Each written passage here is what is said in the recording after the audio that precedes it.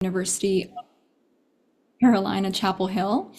She taught as an assistant professor also at Columbus State University before joining Oberlin and has held numerous fellowship positions.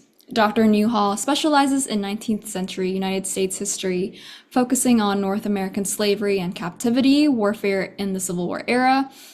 She is currently working on her book, which examines African American soldiers who became prisoners of war in the Confederacy, and is also working on a digital database that maps POWs' genealogies and movements throughout the American South. So, thank you so much, Caroline, for joining us today. And we'd like to get to know you more and your story coming into academia before we kind of open it up to the general questions. So I'm just gonna go ahead and get us started. Like, can you tell us first about what the search was like for you for your academic job, and like what kind of jobs did you apply for? Yeah, absolutely. Well, first, thank you so much for having me, y'all. I appreciate it. Thank you for thinking of me and giving me the opportunity to be here. Having been in your shoes, I'm happy to give whatever nuggets of wisdom I possibly can about the job search. So yeah, it was a long process for sure.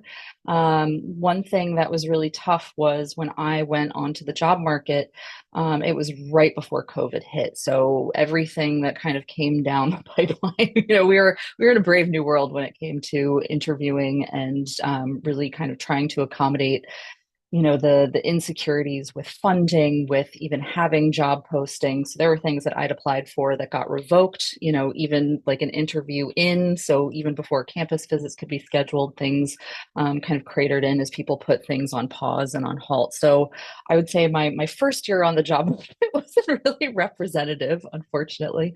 But yeah, so I came to UNC by way of New York. I'd actually worked for 4 years in advertising and sales before I did the grad program. So I was, I think, a little lucky in coming in with some job experience before I started my PhD, which I think was pretty helpful in kind of giving me some expectations of, what it's like to kind of be on the job market. So it's never easy and it's never never fun, but there are fun parts.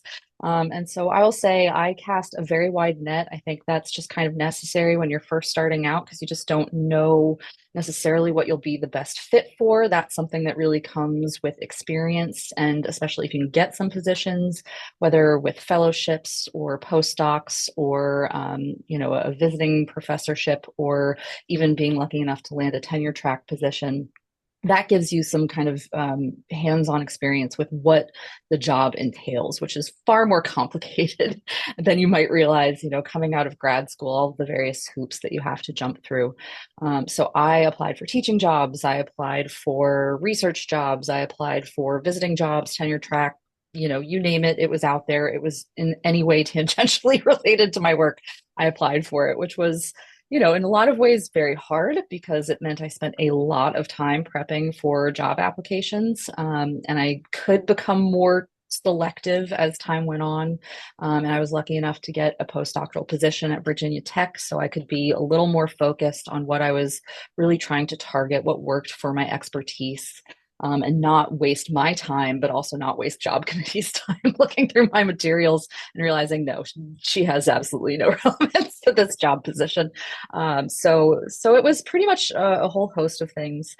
Um, and yeah, I mean, there were things that I bombed. I did terribly in some interviews that I, thought I'd prepared for, but did not. At all well enough, and we can talk about that. Do your practice rounds for sure. Don't go in cold. I definitely got surprise questions I didn't anticipate, which was always tough, and trying to talk my way out of it and doing it way too long and way too scatterbrained, or undermining what I'd said by being nervous and saying, I hope that's what you were looking for.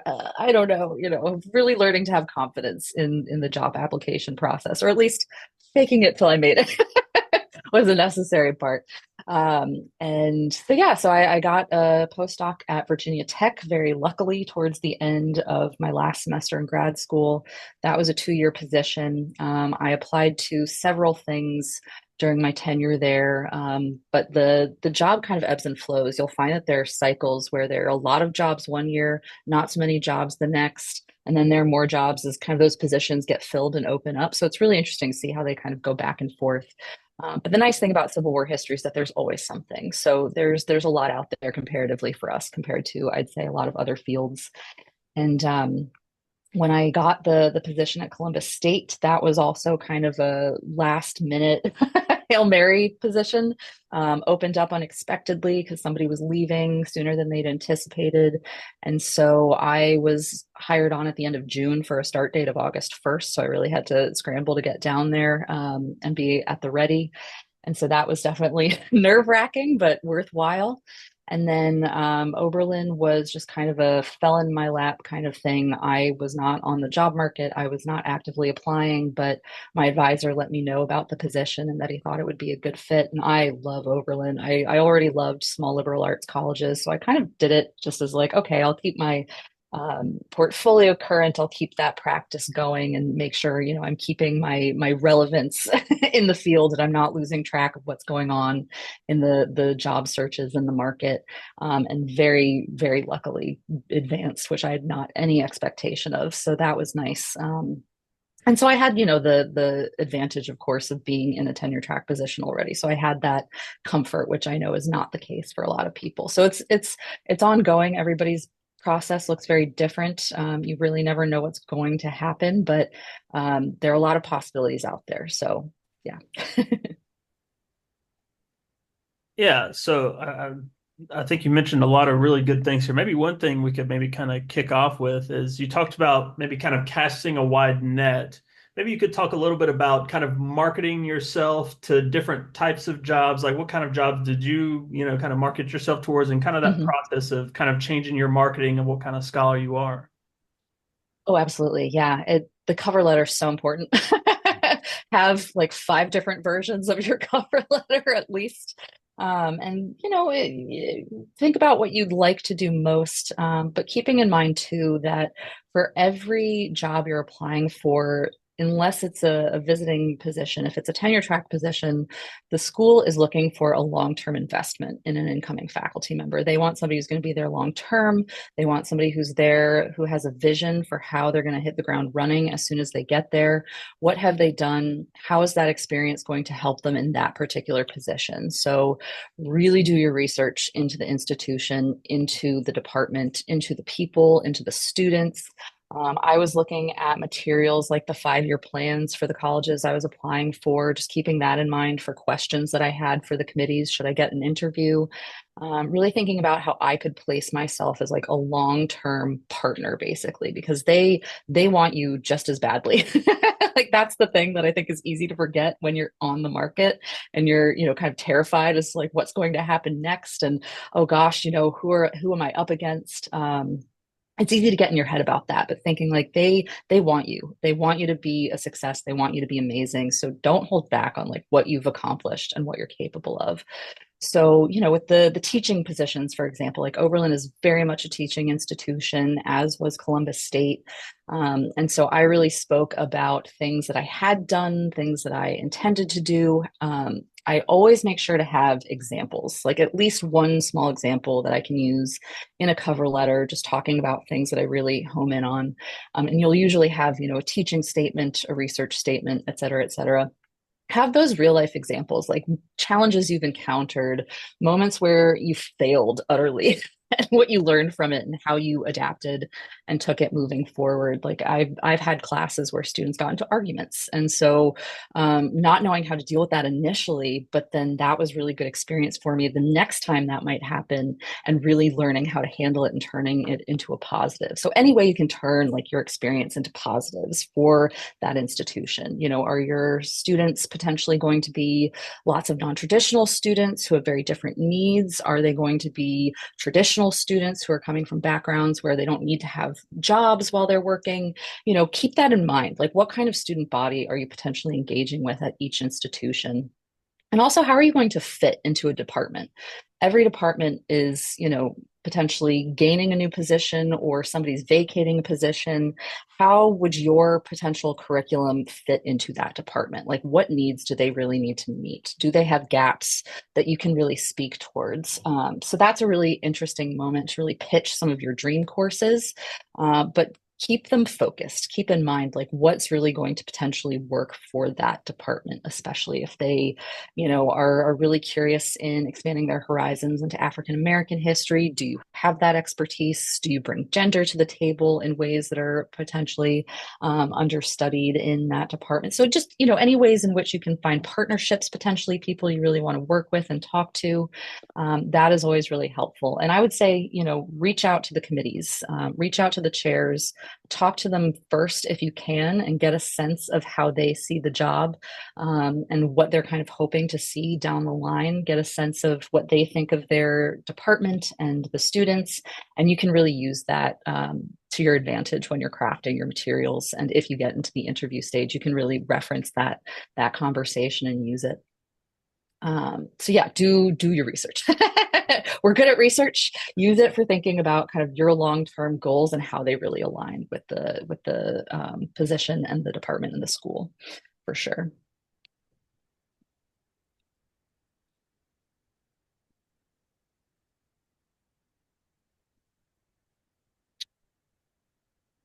All right. What And other questions? remember to change the school names too. Don't leave the school names in there if you're copying and pasting. That's a big one.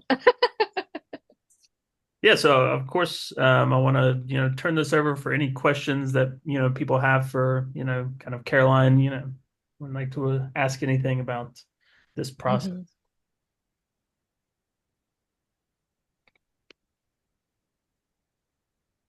I was curious, you said that you got shocked by some of the questions that were asked. Can you share, like, what kind of questions did they really ask you during these interview?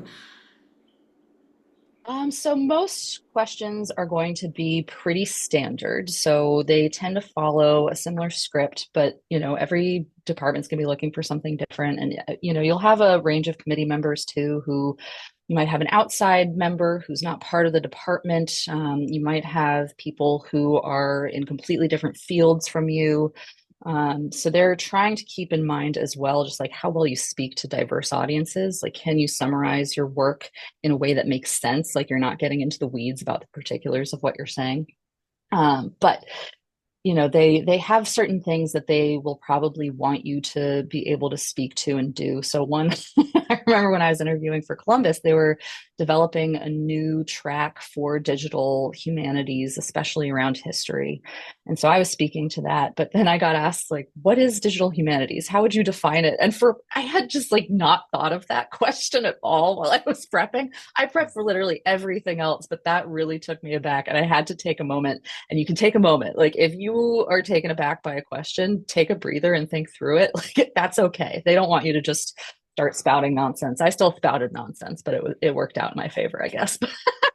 That was one. And I'm trying to think of other ones. I mean, they tend to be specific to the people who are interviewing you. And they're really very rarely trying to give you gotcha questions. Like that doesn't tend to happen in the interview so much. But being able to, I think, frame your question and give the thesis statement right away is absolutely key. That was the best advice I got after doing a mock interview with people.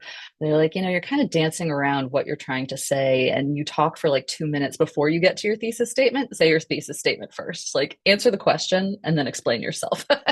Give your examples, like as you would a written paper. Like that's how you should approach the interview questions. And really thinking about, okay, tell us about your research. Get it in. Don't dance around what your research is. You want to say the argument. You want to say what your methods were in your research and your findings. Have in mind future projects that you could potentially do, whether or not they're developed or not at this stage. They don't really expect them to be developed because you're already thinking about the first book. That's your number one priority. But where can you take this moving forward? And that's something to also be careful about too, is if you're speaking to a future project that doesn't really align with the position that you're applying for. So if you're doing, say, Civil War and Reconstruction, if you're completely deviating from your next project, is that going to be like a red flag to them if you're not thinking about that kind of position in that way? So that's something to just keep an eye out for, is like, how do you frame yourself to really fit as much as possible? Yeah, is there anything else I'm forgetting there? Yeah, so there aren't too many terrifying questions, but there are some that will sometimes just trip you up, and that's just part of it.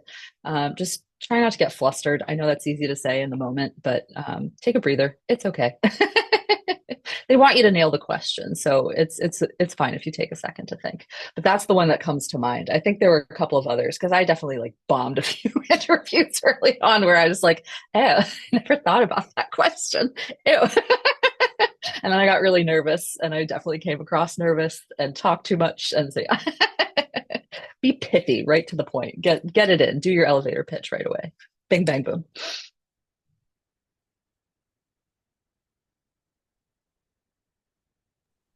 So you also talked some about you talked a little bit about a mock interview. So basically you had done like some preparation.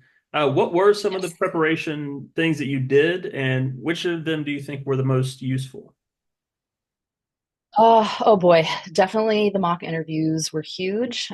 Basically, you have your advisor, you'll have your committee members, mentors that you have basically through contacts and connections you've made. Just ask people for help. I found getting my advisor to help me set up mock interviews was absolutely key. Like I definitely struggled a little bit trying to do some, one-on-one practice, but having like three people stare you down while you're doing your interview over Zoom. Getting that out of the way and kind of like a dress rehearsal, I found was really, really helpful. Helped me think through my answers. They could, pretend to be like they were from the school and ask about that, so I could, show off my knowledge and really find what worked and what didn't work. And because you have, tenured people on your side and tenure track people on your side who've been through this, they can really, give you good questions. They can speak to the experience and give you great advice. So I say, if you have the time, you might not always have enough time in the turnaround between having to set things up. Don't panic about it. But if you have the opportunity to practice, I absolutely would. I don't know that I ever did a practice job talk, but I had the privilege of seeing a couple that were really good and also having friends do theirs for me over Zoom. And then getting to see that really helped. And having seen them now on the other side of things, I come with the insider knowledge there too. And just really being able to hone your message, how you fit with the school, how you fit with the students. Like, how does your research and your teaching overlap? That's really key. So being able to speak to that. Don't get caught up in talking about historiography and what other people have done. Definitely mention it, but it's about you. What are you bringing to the table? What are you doing that's impressive? What's your next project? How can you get students involved? Like, very often, student research is going to be a huge consideration. So, how are you going to be an excellent advisor? How are you going to attract students to you too, as like an advisor, as people who are, boosting for the school, for example? Like, enrollment's going to be a huge issue for a lot of institutions. So, what are you going to do to really attract students to the program? So things like that. But yeah, definitely practice. You can do things with your friends as well. Like I'm part of several writing groups, and we often practice with each other when we're up for job interviews and job talks. So I've done a bunch at this point, and I found them all very, very helpful for kind of like, oh, that was really clever. Like their opening anecdote was awesome. I should definitely do something like that. So having that in mind and getting to see and practice. You could even offer to start doing it with friends even before you've gotten interviews and gotten campus visits. Like start now. There's no need to wait. Start practicing and attend them if you can. If your department where you're a grad student is hiring, like that is so helpful too. Just seeing what other people are doing at your institution, and if they don't get hired, or if they do, what was the impetus behind that? So that can be helpful in its own way as like a cautionary tale, but also giving you a really good sense of what does work very nicely. Yeah. So I'm curious, just expanding upon your last comment about sort of like what works and starting now. Is there anything that you feel like grad school could have done to help you sort of prepare for the job market, or anything that you feel like you wanted to sort of take advantage of, or anything, any advice for any of us that are sort of still in that position? Oh yeah. I mean, grad school is never going to be perfect, sadly, and I think we're trained to be historians far more than we're trained to be professors and faculty, which makes sense. But it's also tough when you get thrown in the deep end and suddenly you're taking on 20 advisees and you don't know what you're doing. Like, how do I help these students without, losing my mind? So yeah, I think not really being prepared for actually getting the job and starting was very nerve-wracking. But I think also making sure that you develop skills that can help you with where like the future of the field's going. Like pay attention to where the future is in the field. Digital humanities has been huge. I was very lucky to be working with people in grad school who were very interested in the digital humanities, taught themselves digital humanities. I muddled along with that and taught myself a bunch of things. And so that was really helpful for me being able to kind of speak to where I can take myself and my work and where the future of the field's going. Like digital humanities is here to stay, right? It's been around for a very long time and it takes on all these different iterations, but having some experience outside of just the straight academic path and being a professor, I think is really helpful, especially because there's no guarantee it will work out. I know a lot of people who've left academia by choice and just by things not working out, and having the ability to transfer your skills in key ways is also important. Like, how can you speak about what being a historian does for other professions, for other fields? That was something we really didn't talk about in grad school very much.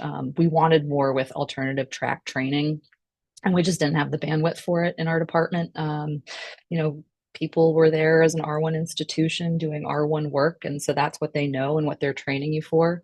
So if there's something that you want to have in your pocket, you kind of have to go looking for it yourself, which can be tough, and feeling like you're not getting that support from your program. But that's something you can advocate for too. And I think, start hosting events with students, with faculty, talking about it, thinking about it, going to other departments too, and kind of getting a sense of what they do for preparation for jobs.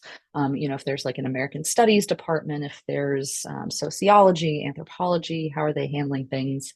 Go to their job talks too, keep an ear out, see what people are up to. Build your networks for sure. And, you know, don't lose heart. Like if you don't get something, it's not because you suck. It's because the job market is a bloodbath and there aren't that many things out there. And it's not to say you don't deserve a position at all, or that you haven't worked hard enough, or you did something lesser than somebody else. There's so much luck involved. And it's hard not to be really self-loathing sometimes about it. I definitely went through that myself quite a lot. I had a lot of failures in the job application processes. And yeah, I think just trying to know that you're going to be okay no matter what. You're gonna make it, whatever it is. Um, Cast that wide net for yourself. Do fun things. Do blog posts. Do movie reviews. Like think about ways that you can really apply your job in like fun ways. Like find your fun. I think is really necessary to think about. It's easy to get so caught up in the dissertation and the job search that you forget to exist as a person. You should take care of yourself as much as you can. Easier said than done, I know, but having gone through that several times, you are deserving of love and affection and fun. So take that on where you can. Binge watch Yellow Jackets, do a spa night, wear the face masks, get the manicure, do it. So, I was curious actually about, I've been hearing a lot about the social aspects of having to interview for jobs and kind of what you have to do with that. Obviously, from some of the older guard, you hear a lot about golfing, but I don't- definitely not as much that anymore. Do you have any tips on that? I mean, I know I can definitely be socially awkward, so you know, after you get done talking professionalism, like, how Yeah. does that go? Yeah, that is, I think, probably the scariest part of the job search, especially if you get the campus visit and it's like, oh no, we're in it now. Now we're on. And it's almost like being at a wedding where you feel like you're on for 24 hours straight and you can't eat, you can't sleep, and you're just talking to everybody and you have to like go down the assembly line, right? Yes, it's really hard. And the social battery definitely runs out. They will build in breaks for you. So take advantage of those. Just, be calm, be quiet. But I would say I don't know if I can speak so much to the old guard of it all, but I'd say when it comes to being sociable, it's really just like, are you excited and interested? And do you seem like not necessarily, a good fit for the culture, but are you going to be a good coworker, like somebody people can get along with? Or are you going to be kind of combative? Like I've seen some really interesting things where people interviewed really, really well, and then they come to the campus visit and they're just not engaging with the students at all. Like they don't ask them questions, which is big no-no. Like the students report back to the job search committee. Like you want to impress the students, you want to be a good advocate for them, be engaged with them for sure. Same thing with the admin. Like if you are rude or difficult with the admin, it's getting reported to the job committee. Like you are on with everybody, right? And that can be intimidating. So, you know, you just be positive and nice and I would say, don't get into too much self-deprecating humor. I can fall into that pit where I'm just like trying to joke my way through the day, and that can go off wrong with people who like don't get your sense of humor. If you're joking too much, I'm definitely guilty of that myself, where I say things I'm like, haha, right? And you're like, what? Which I don't think has served me ill. But yeah, just being open to things and positive and asking questions about people is huge. It can be very easy to get wrapped up in talking about yourself. But if you ask somebody like, oh, how do you like the Cleveland area? Where are your kids going to school? Stuff like that. They're not going to ask you questions about your relationships or your children or anything like that, because that is a big no-no. You can offer that information up, but they're not going to inquire about it. It's not because they don't care, but it's just, it shouldn't factor into the decision at all. So, just be curious, be attentive. There's a lot of wiggle room and forgiveness. Like everyone knows, this is a really tough, difficult process. And I'll say for myself, being on the other side of it, I was terrified too. So it's like, I want to do right by these people and ask them good questions, show them a good time, show them around. So I was also very nervous for campus visits because I wanted to make a good impression. So in a way, like everybody's interviewing for one another. Like we're, on the other side of it, pitching to the people who are coming in and interviewing. So keep that in mind. Like we're all just human beings. Be yourselves. Don't try to put on a persona. Don't try to like adjust who you are. Who you are matters, right? That's going to shine through, and just embrace it. And so yeah, I don't know if there are any do's and don'ts there, but yeah, you just want to like treat everybody really nicely, be positive, be excited, be fun as much as you can with the time given to you. Eat, be sure you eat. We'll try to let you eat while we ask questions at dinner and lunch and stuff. But we're gonna make sure you have a good time, right? Yeah. All right. So I But wanted yeah, to, I haven't. Oh, sorry. no, go ahead. Sorry. I was gonna say, I don't think anything has really been a red flag just in terms of like, oh, we're going out all the time, and are you a person who's gonna go out drinking? Like it's really about who you are in the office, more than anything else. So, are you gonna be pleasant to work with? Are you gonna be an advocate for the students in the program? Those are just things to really keep at the forefront. But yeah, sorry. Oh, no, my apologies for the interruption. But I wanted to draw our attention to the question in the chat from Galia, I believe is Ooh. how you pronounce that. How important is it to have a publication record for a job in history and or the general humanities? It always helps, yeah, to show that you have gone through the peer review process, that you're capable of doing it. I definitely didn't have anything actually published by the time I was on the job market, but I had balls in the air. I had things out. So that was helpful to see that I had, a chapter with an edited collection that was going to come out, that I had like a revise and resubmit. So it's not an end all be all by any means. And I mean, some places are really going to be looking for recent PhD graduates, so they don't expect the moon from you. But if you have relationships with publishers at all that you can speak to, you've been in talks with a press, for example, about your manuscript, that can always help. But just knowing that you've like made some progress and you're capable of doing that. is definitely helpful. But, I had a bunch of like little things. Like I had some book reviews, I had blog posts, more so than I had published articles or chapters or anything. That was in the works, but by no means down the pipeline yet when I was first applying. So I don't think it was the end all be all by any means, but it does show that you have, the drive, that you have contacts, that you're out there, that you're getting your name out there where you can, and you're seeking out peer review opportunities, because we do, subject ourselves to an insane amount of scrutiny as academics. So being willing to do it is great. You're not hiding your research because you're scared to let it go. So showing that you do have that productivity for sure helps. But I would say, no one's looking for like, oh, they've published 5 articles, good, they get the job, right? It's such a holistic consideration, and there's so many factors going into the job search. And there are people who you think might nail it just based on their CV who don't, do a great job at the job talk and don't do well with the students. Like there's no telling. So yeah, it's all part of it. It's definitely necessary to show that you have that ability. But you're in a PhD program, you're publishing a dissertation. That's kind of implicitly there. That's expected. And that'll just become more important after you get the position. That's when you should really worry about publishing for sure. It helps, but I don't think it's by any means the end all be all. There are a lot of possibilities there. I see another question. Are you asked to provide a lecture from material they provide, or a lecture from a course you've taught or TA'd? That's a great question. It really depends. So some jobs will ask you to do just a job talk. Some will ask you to do a job talk and a teaching talk. I've done both versions. They're hard for sure. So for a teaching position, that'll depend. Yeah, they'll have an idea in mind of what they want you to do. They'll ask you to do something relevant to what you're applying for. It's not going to be totally out of left field, teach the French Revolution.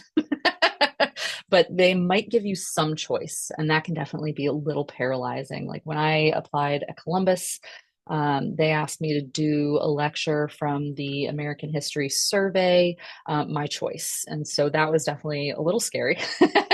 And I had to pick something that I thought I could just do like backwards and forwards. And I didn't do the best job. I changed way too many things. I only had 30 minutes, and that's a lot to try and teach students that you've never encountered before, to introduce a topic, to engage with students. And they're often looking for some active learning. Like they want you to practice what you preach in your teaching portfolio. Like if you say you do active learning, if you only do a lecture, they're not going to love that. So if you do some active learning strategies, bring that into your teaching talk if that's what you're doing. Engage with the students, give them cards where they can write their names so you can like call on them, things like that. Like just really showing that you are putting a lot of thought into it.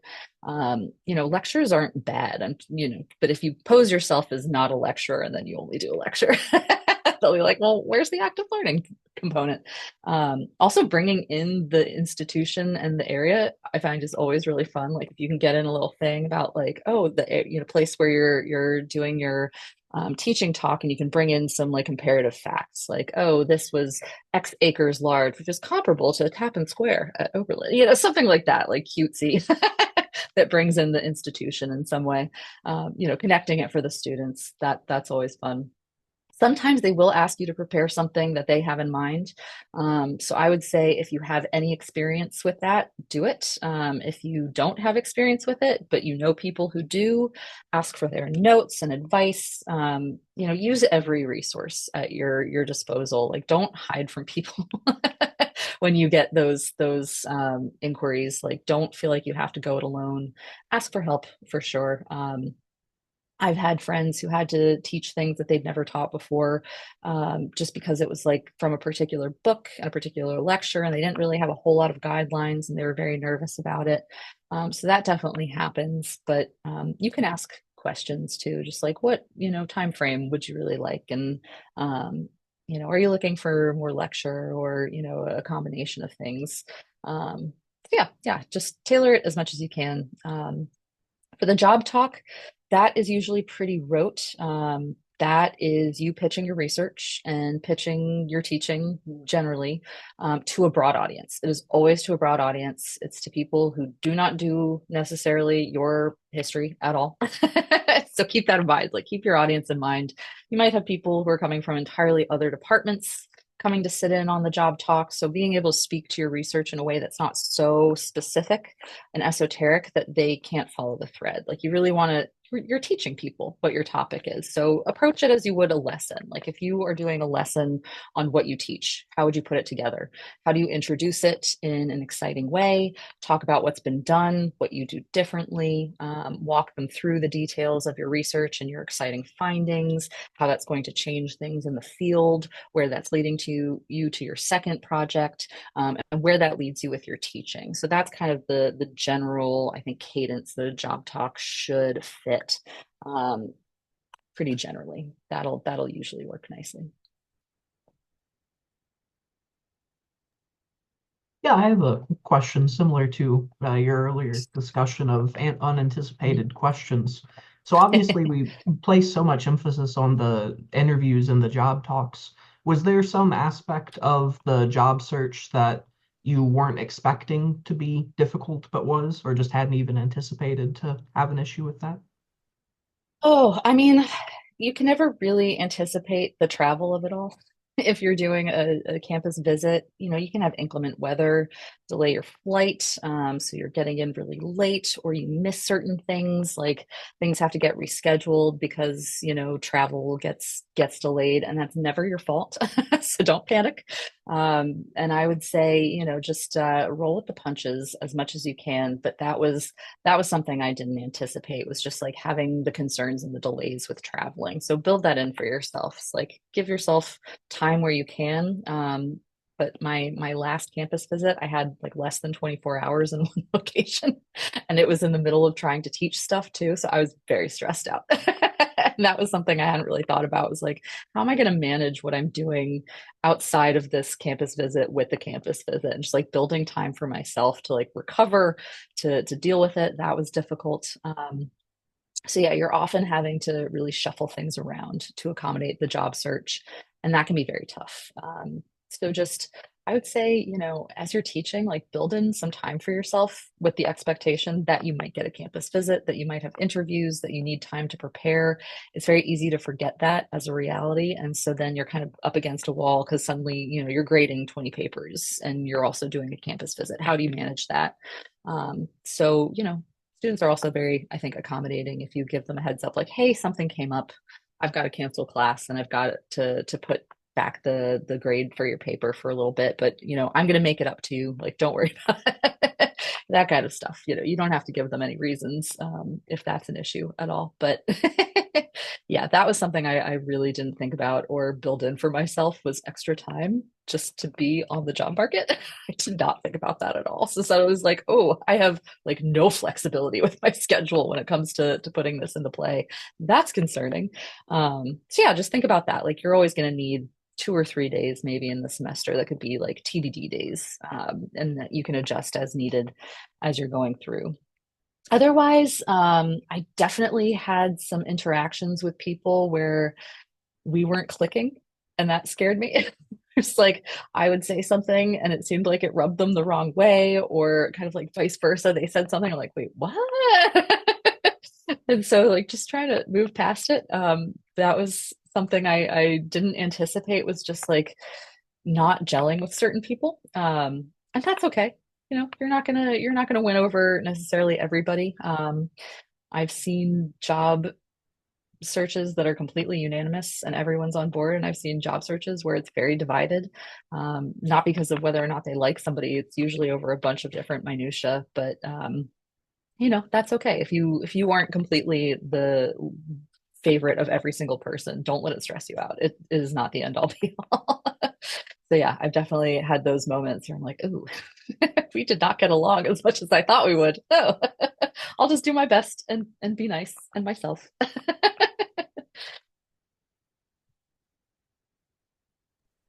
And it sounds, if I can, that you've done such a wonderful job about having these like relationships, both cultivating them in grad school and onward. And I was just would love to hear from you about what were some of the best practices or decisions that you made in really developing these different relationships as you're going through the job search. Mm. Yeah, I would say networking ended up being really, really helpful in ways I never anticipated. As I said at the beginning, I worked well before I started grad school, so I had some experience with that, which was nice. But going through the mentorship programs for things like the Society for Military Historians, that was huge. Like I met people who suddenly thought of me to be like, oh, they would be really great for this potential panel or this roundtable. So, maybe invite them to do it. Like if you are on people's minds, they will think of you for things. And I found that was really a huge part of how I did well in grad school and beyond was just really cultivating relationships for sure, like reaching out to people to ask them questions about their work, asking if they had any advice for like research, for example. And so you could suddenly be on a more senior person's mind at, say, a school that you were interested in down the road. But yeah, the socialize. Go to those happy hours at the conferences for sure. Oh my gosh, I feel like that's how I did everything in grad school and beyond, was just like getting to know people at the conferences. And then suddenly I had this much wider network beyond my grad program to work with and rely on. Because if you're working with the same two people every time, you're really not getting those opportunities that you could. And as you gain more experience and know more people, that will get easier and easier. But you just got to get your foot in the door somewhere. And I'd say, ask your advisors and committee members for advice to show you around at conferences if they're going to be around, get lunches with them, meet their friends. Meet their friends. They will help and they will think of you. Like Susanna Ural, I have to give a shout out, was just like incredible to me as a mentor from the Society of Military History. I randomly went, I think in 2018 or 2019. I can't remember. Time means nothing anymore. It's a blur. I don't know what year things happened. But she was somebody who showed me around and introduced me to like Judy Giesberg and Leslie Gordon and all of these people who suddenly like I was talking to about submitting articles and doing roundtables and panels. And they were like, oh, this person does Black POWs in the South. They could be interesting for this talk or for this article or something like that. So just, yeah, having networking under your belt really, really helps in ways I didn't even think of. And then, as you start publishing more, you'll definitely get a name for yourself and people will find you in their searches and they'll reach out to you. It's really nice when you don't have to do anything and people just come to you. Networking is really good for that. So yeah, I would say, follow up, say hi, check in every so often. I really have enjoyed starting like writing groups from friends that I've met through conferences. And then, we have each other's backs for stuff like, oh, now I want to do a panel for something down the road and I know you do this. Do you know anybody or would you like to do it with me? That's always really huge. Rely on your friends, rely on your mentors, find more mentors too, like getting beyond grad school to have people who can write letters for you. Really helpful. That helped me a lot, I think, with the Oberlin position as well. It's like not just having the same three people write my letters 4 years out from grad school. That was definitely helpful.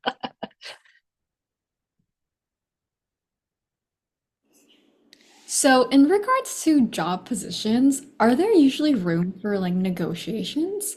And should you be negotiating? Like, that's something I've always wondered about, or if that's kind of like inappropriate or while you're still trying to get the job.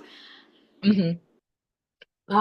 You don't negotiate until you get the offer, that's for sure. And it kind of, yeah, some people are going to be squirrely about questions about like research funds and stuff too. Like if you're asking too much about money, that can set off alarm bells, I guess. So I never really broached that when I was applying for things, but I would ask about, like what's your favorite like part about being here and like what support you've gotten that you really appreciate that you didn't necessarily get at other places. That's kind of like a low key way you can ask about that. Like, do you have startup funds for research? That's good. So it's really going to depend on the institution. Like some institutions just do not have the funding to give you a whole lot extra beyond what they're offering, and that can be tough.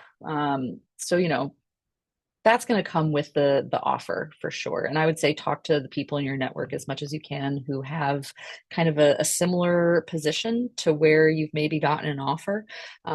So, you know, if you have an offer from an R1, talk to people who work at R1s. You know, they know exactly what kind of stuff you can ask for. You know, get that work laptop, get that startup fund, get your course release. You know, those kinds of things are things you can definitely ask for. And it'll depend on the institution who you negotiate with, but it's usually the dean. The dean will give you the offer. They'll be the person you talk to face to face. And they'll be the people who you ask for more funding from. So, you know, if it doesn't work out in, say, getting a much higher increase offer for the salary, perhaps that could be towards moving costs, for example. Or if they're very restricted in what they can offer because of, you know, federal regulations, for example, like where can they give you some wiggle room with, say, like a course release and maybe funding for helping like kick off a new program of some sort if you're really interested in developing something like that. So it will very much depend on the institution and what kind of resources they have. But it's always appropriate to negotiate, especially because if you are at an institution where your tenured salary is based on your starting salary, you want to get the highest salary you possibly can. You'll usually get somewhere between a 15 and 20% bump, I want to say. For your tenure. So if you're scraping the bottom of the barrel when you start, it's not going to be that great an increase by the time you get tenured. So if you can negotiate that up, do. You know, there are the resources out there. I can't remember what it's called, but there is that faculty, the AAUP, I think, has like a list of typical average salaries at various institutions. Some are public records. So, you know, if you're applying at a public institution, look at what people in the department are making. They'll have that published every year. So use that as a baseline. So you might know like whether or not you can move that offer up a little bit. It's harder with private institutions because that's rarely public knowledge. So I would say, you know, the AUP generally has some sense of what is average and what people are making. Yeah, I would just say talk to a lot of other people. And don't be scared. I know that's easy for me to say, and I keep saying that. And I was terrified while I negotiated. I was like, they're gonna revoke this. They're gonna think I'm terrible and they're gonna hate me. But they do not want that to fail. Like if they've made the offer to you, they want you and they're going to be willing to negotiate to at least some degree, which I had a very hard time keeping in mind because I was just like, oh God, they're going to take it back. They're going to hate me. But it's worth asking. And if you feel comfortable asking certain people, say on the committee or in the department who might be helpful with like telling you what's reasonable, you know, they are on the other side of the negotiating table, however, so they can't tell you a whole lot. So don't ask outright, like, can I get $20,000 more? You know, like that's not going to fly very much. But you know, if you talk with them about like what's potentially reasonable, that's always doable. And they want you there. Like if they've made the offer, keep that in mind. It's easy to think like, oh God, if I ask for more, they're going to kick me to the curb. But that's not true. It's so expensive to start over a job search and it takes up so much time. So trust me when I say if you've gotten to the offer, that's pretty good. Use that to your advantage because really nobody wants to start over by any means. So yeah. And also, piece of advice too, don't assume you've been written off if you have not necessarily gotten the offer right after you have done the campus visit and like, you know, clearly like a month has passed and maybe somebody else has gotten the offer and is negotiating. That doesn't necessarily mean anything, however. So don't like write people off. Don't be like dismissive or rude. Like send your thank you notes. You know, don't think like just because you feel you bombed it that you bombed it. That's not necessarily true. And you could still get an offer even if it's gone to somebody else first. It could still come your way. So keep that in mind too. It's like that is always a possibility. Very, very real possibility. It happens all the time. People turn down jobs or they decide it's not a good fit or something changes constantly. So just because you might be lower on the rung of the offer, that doesn't mean you're out of the running by any means. It just means somebody slightly edged you out for whatever reason, but you're still in it. So you might just get that unexpected call saying, hey, do you still have the ability to discuss this? And are you still interested? And if you are, great. So I just want to make sure I mentioned that. So yeah, don't behave in any ways. I might get that revoked down the line. which I would hope would be obvious, but you never know. Don't go on a Twitter storm, cursing out the department because you didn't get the job.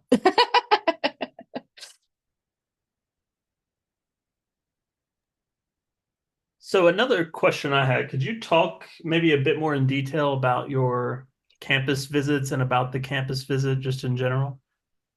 hmm Yeah, so like I said, it's like being at a wedding, right? Where you're just talking to every single person there. So it will definitely depend on the institution, but generally, you'll fly in from somewhere, you'll get picked up by somebody in the department. Depending on the schedule, you either jump right into things that day or you get a night to yourself. Sometimes, if you get in the evening before, you might have a dinner with a bunch of people from the department and elsewhere. So, yeah, as soon as you land, basically, you're on it, right? Or as soon as even the discussion has started with the campus visit, you're on that interview is ongoing. So keep that in mind. As I said, be very nice to the admin who are helping you set up your travel because they will say something if they don't like dealing with you because you've been snippy with them about stuff. So I would say, yeah, so for that, you are definitely going to meet with everybody on the job committee that talked to you in the interview. You're going to talk to almost everybody else in the department, if not everybody else. It really depends on who has time, but it'll generally be like half-hour chunks, maybe where you talk to people one-on-one. You might talk to a couple of people together. So really prepare for everybody, talking to everybody in the department, like know who they are, know what they study, try and keep in mind some things you can ask, like, oh, I saw you went here. Are you friends with this person? Like stuff, have your dossier basically of spy notes on everyone in the department. And so you'll talk to all of them. You'll talk to the dean for sure. And you'll have different questions for those different groups. Absolutely. Like who you're talking to will kind of frame how you ask questions. So for the job committee members, it'll be very much about, the position, the department, the school, the students. And you'll find you're asking a lot of the same questions over and over, and that's totally fine. You do not have to have unique questions every single time, but you can bring in what discussions you've already had and say, oh, I wanted to ask further about this because so and so mentioned this. So I wanted to know more about that program. Like, how does that fit in with how you teach? Or, do you do lots of co-teaching? What are the expectations there? What's your study abroad program like? That kind of thing. So have a lot of questions on hand, like show you've done your due diligence. With the dean, you're generally talking kind of about the long-term plan for the school and how this position can help fit into that, thinking about enrollments, what are some of the struggles the school's gone through, what are some ways that they're really hoping for like an alliance with you as a faculty member, like what can you do to really help the school out, help the department out, think long-term. So they'll be thinking about kind of those broader questions. It's good to get along with the dean. Ultimately, things go to either a provost or a board, and so ultimately, it's not really up to the department at the end of the day. If you do get the offer, there are other people above them who have to make that decision as to whether or not they're going to offer it to you. So that's not something to worry about, but that's definitely something to keep in mind. But yeah, so you'll talk to them. You'll definitely talk to students. You might have a student lunch. So learn their names, send them emails too, thanking them, like treat them equally to the faculty. They're just as important. Ask them questions, ask them like how you can really help fill gaps in the department. What are they hoping to look for moving forward? What needs do they want to have met in the department and the school broadly? What have they really loved about the program? What would they love to see potentially change? What are their favorite clubs and other activities, et cetera, et cetera. So have those specific kind of curated questions in mind for who you're talking to. More recently hired faculty, you can ask them about that, ask them about the area, what they like most about living there, that kind of stuff. So yeah, just really think about intentionally who you're talking to at every stage, and what particular questions you can ask them that will really get the most information that you need, but also show how much you've done to really cater to their interests and their needs. So yeah, it's a lot, but they all know it's a lot, and they're all exhausted as well because they're attending like 15 different events to host you, right? So you're all in it together. So use that as a bonding experience. All right, so we've got 5 minutes remaining, so we maybe have time for one more question if someone would like to throw one out.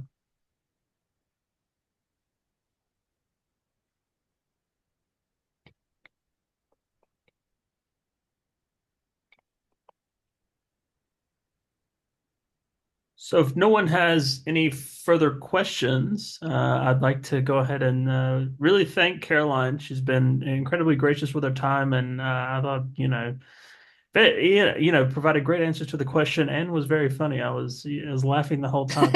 I saw the personality definitely, I'm sure, helped on the job market. So I have a flair for the dramatic. It yeah. helps. Yeah. So I definitely want to thank Caroline for her time. And I guess, like I said, if no one has any further questions, we'll go ahead and sign off. So thank you so much. Yeah. Thank you. And I want to say, if anybody wants to get in touch with me outside of this, shoot me an email. My email is readily available if you just search for my name. But I'm always happy to continue this conversation offline. So, if you want to talk through things, bounce ideas around, I'd be happy to help continue that. So, yeah. Thank you so much, Caroline. It was wonderful seeing you again. So good to see you all. Yay. Good luck. Yeah, it's wonderful. Yeah, any way I can help, let me know. I'm here. I've been through it. It's hard. It's hard. I very much understand. So yeah, we're all in it. Thank you so much. All right. Thanks, everybody. And thank you, Maddie, and Yeah. for inviting me to do this. This is great. Bye. Thank you.